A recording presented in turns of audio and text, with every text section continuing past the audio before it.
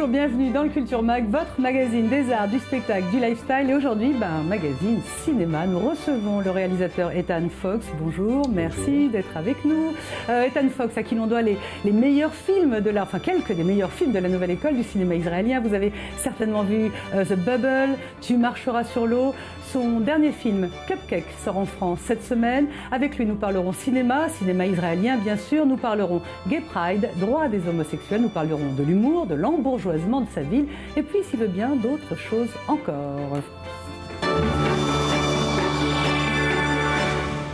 Voilà pour le sommaire. Merci Ethan Fox d'être avec nous sur le plateau. Alors votre nouveau film Cupcake sort en France. C'est une joie pour vous de sortir en France. Les Français adorent votre cinéma. Comment vous expliquez ça ? J'adore les Français et j'adore la France depuis que mon père m'y a emmené pour ma bar mitzvah. Mon cadeau de bar mitzvah, c'était un voyage à Paris, découvrir Paris et sa gastronomie. Je suis très content d'avoir créé ce dialogue avec le public français. J'étais là-bas pour Tu marcheras sur l'eau, de Bubble ou Yossi, mon dernier film qui a été distribué en France. Je pense que les films les plus sérieux ont fait réfléchir un public qui se sent concerné par le Moyen-Orient. Je crois qu'en quelque sorte, le sujet est important, mais aussi la manière dont le cinéma est apprécié et compris du public. On va parler un peu de Cupcake, qui est votre nouveau film. C'est une comédie absolument délirante.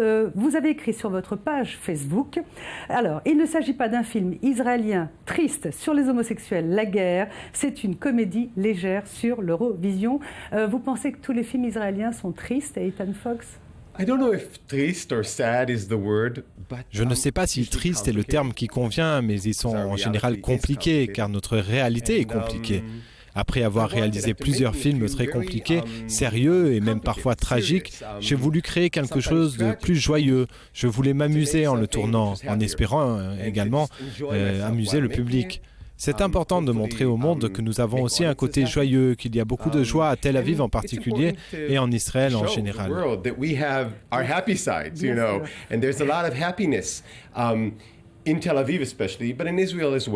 Cupcake, l'histoire est absolument démente. Alors, ça se passe encore à Tel Aviv. C'est une bande de copains qui enregistrent une chanson pour un anniversaire et subitement, la chanson est sélectionnée pour un concours de l'Eurovision. C'est ce que vous vouliez faire.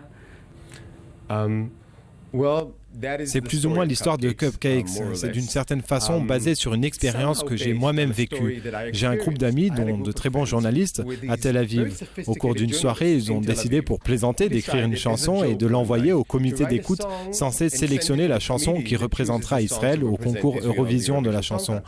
C'était une plaisanterie, mais évidemment, un mois plus tard, ils reçoivent une lettre leur annonçant qu'ils avaient été choisis pour représenter Israël à l'Eurovision. Ils m'ont dit « Tu es le seul réalisateur qu'on connaisse. Tu dois nous accompagner et nous aider à vivre cette expérience. » Et c'est ce que j'ai dû faire. Ils ne savaient ni chanter, ni danser. C'était fou. Je devais être leur instructeur, travailler avec eux. Ils ont compris qu'ils ne savaient pas chanter, ni danser, ni quoi que ce soit. Donc, ils ont utilisé cette plateforme pour exprimer une prise de position politique. Alors, ça donne terriblement envie. Le film sort cette semaine en France. On va regarder un extrait si vous voulez bien. להקת ענת תופעה שמורכבת מחמש נשים וגבר אחד תייצג אותנו בתחרות היוניברסום. המאמין שאנחנו נוסעים ליוניברסום! אנחנו נהפוך אתכם למה שאתם עוד לא חלמתם להיות. משהו קול, משהו שיביא את הבאז. בקיצור, משהו גרובי. קולט את הראש? Ça a l'air très très drôle. Alors il y a une partie du film qui se passe à Paris, mais vous n'avez pas tourné à Paris. Comment on fait pour rendre Tel Aviv parisienne ?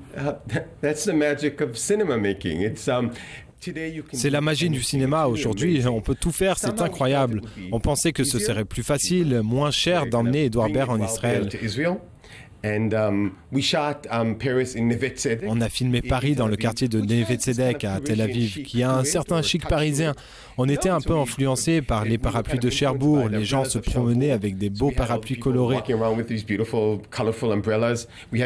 On a fait tomber une pluie parisienne sur Neve Tzedek et on avait Edouard Baird qui est français et qui parle français. Vous êtes très copain avec Edouard Baird. Comment vous êtes connus ? Il a une scène extraordinaire dans le film. Comment vous êtes connus ? Quelles sont vos relations ? Je ne me rappelle plus. Ah, si. Edouard est arrivé avec une amie en commun, Eliette Abekassis, pour tourner un film très étrange, mais très beau à Tel Aviv. On nous a présenté. and we were introduced to him, and we kind of really became friends and stayed friends. Nous sommes devenus amis et depuis, nous sommes restés amis. Nous nous voyons dans des festivals, des cérémonies.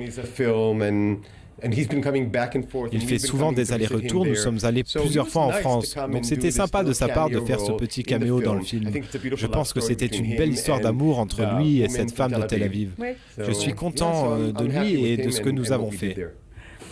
Ethan Fox est notre invité aujourd'hui. Ethan, on va un peu parler de vous. Vous n'aimez pas trop les médias, on a l'impression. C'est toujours votre compagnon Gal Uchowski qui parle à votre place, qui fait tout presque tout à votre place. Vous vivez ensemble depuis très longtemps, vous travaillez ensemble. Comment vous vous répartissez les tâches?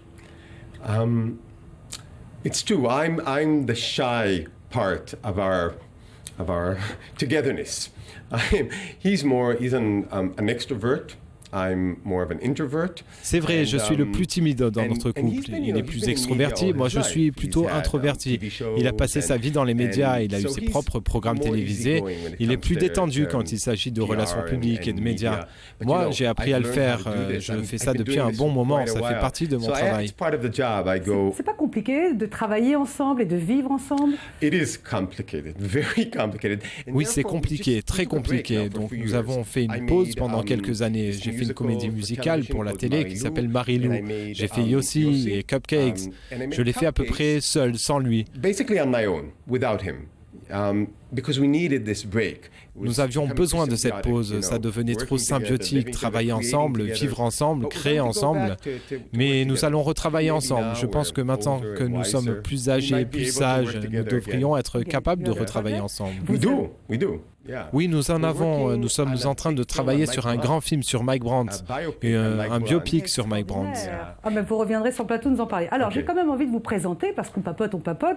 Alors, Ethan Fox, vous êtes né à New York en 64, vous avez pile 50 ans. Vous avez grandi à Jérusalem, vous avez étudié à Tel Aviv et vous avez tourné votre premier film à 24 ans. C'était Time Off qui mettait en scène l'attirance sexuelle d'un soldat envers son supérieur. On va parler un petit peu de vous, même si vous êtes très timide. Je vous propose d'abord de regarder un portrait que vous a consacré Charlotte Attal. Pour ceux qui ne mettent pas de visage sur Ethan Fox, c'est lui.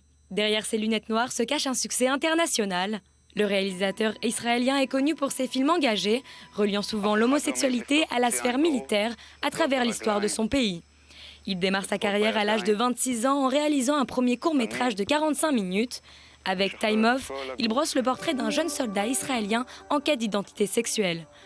Aux côtés de son compagnon Gal Uchowski, scénariste et réalisateur, Ethan Fox réutilisera l'espace militaire pour parler d'homosexualité en 2002 avec son film Yossi et Jagger, qui raconte l'amour secret de deux jeunes soldats israéliens. Le film rencontre un grand succès en Israël et le cinéaste sortira d'ailleurs en 2013 la suite du film où il imagine Yossi 10 ans plus tard. En 2004, il se fait connaître à l'international avec son long métrage Tu marcheras sur l'eau, qui retrace l'histoire d'un soldat israélien sur les traces d'un ancien nazi. Tout en tenant son intrigue, Ethan Fox mêle amour, pardon, tolérance et conflits familiaux. Le film est diffusé dans une dizaine de pays et a réuni en moyenne plus d'1,5 million de téléspectateurs. 3 ans plus tard, il refait surface avec The Bubble et jongle une nouvelle fois entre relations amoureuses homosexuelles et conflits politiques.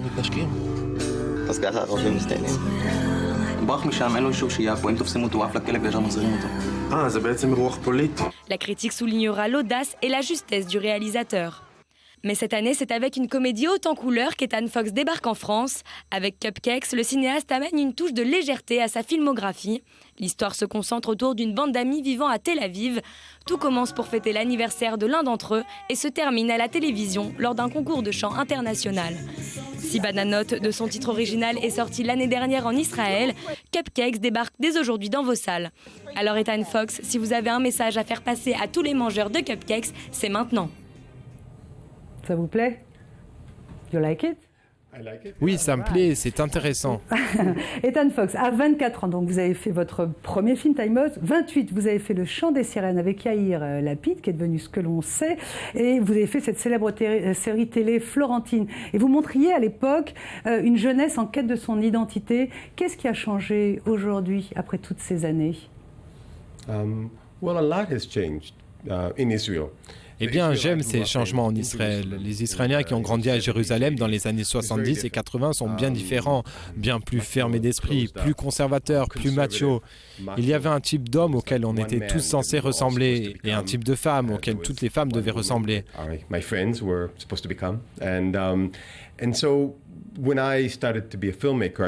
Et donc, quand j'ai commencé à être cinéaste, je me suis rendu compte que de nombreux principes auxquels nous étions éduqués en Israël étaient des principes que je voulais changer.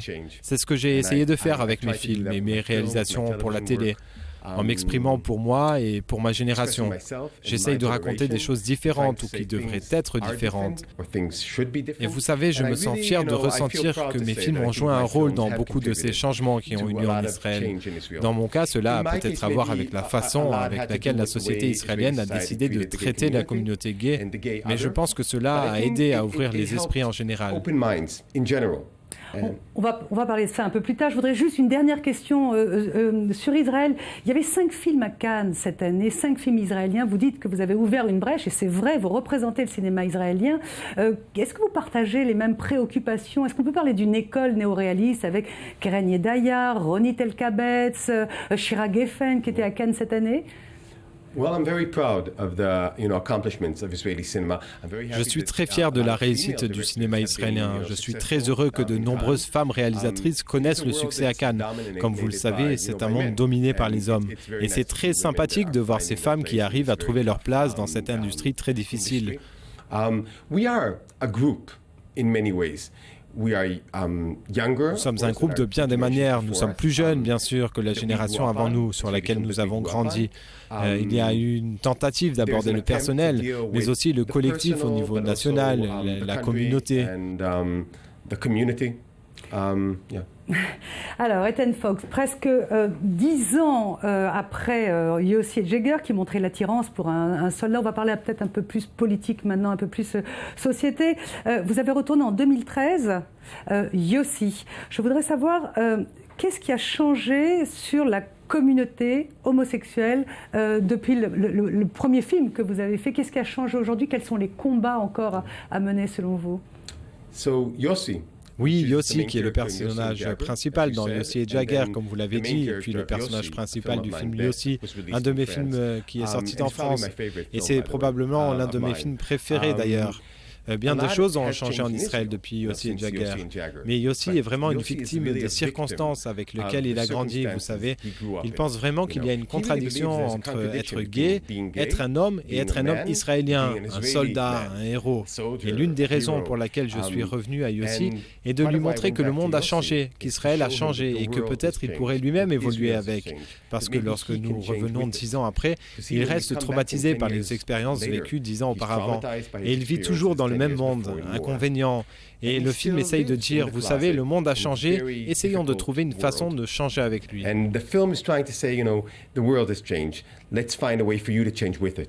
Mais on considère qu'Israël est un pays extrêmement libéral pour le droit des homosexuels. Vous pensez qu'il y a encore des combats à mener? Nous nous battons depuis un petit moment pour notre communauté, pour Israël, je pense. Car vous savez, se battre pour notre communauté, c'est se battre pour Israël. Et je pense que tout le monde a beaucoup gagné de la révolution gay. Les hommes hétéros, les femmes hétéros, tout le monde. Le fait seulement que nous soyons plus ouverts, plus tolérants, plus respectueux de l'autre. Les choses ont changé automatiquement. Tel Aviv est devenu une sorte de Mecque pour les homosexuels du monde entier. C'est fabuleux et j'en suis très heureux et très fier. Alors, on doit tout le temps vous parler des homosexuels, ça doit être barbant au bout d'un moment. Maintenant, je voudrais qu'on parle de Tel Aviv. Depuis The Bubble, et c'est ma dernière question, vous ne trouvez pas que votre ville s'est singulièrement bourgeoisée, que c'est plus du tout la Tel Aviv bobo, sympathique, c'est maintenant une Tel Aviv de bourgeois? Vous savez, moi, j'ai toujours mon Tel Aviv qui est plus jeune, plus alternatif, une ville politisée et socialisée, et ça a à voir. Nous sommes politisés, nous sommes conscients, mais nous sommes aussi des gens qui savons faire la fête, nous amuser. Donc je reconnais toujours ce Tel Aviv-là.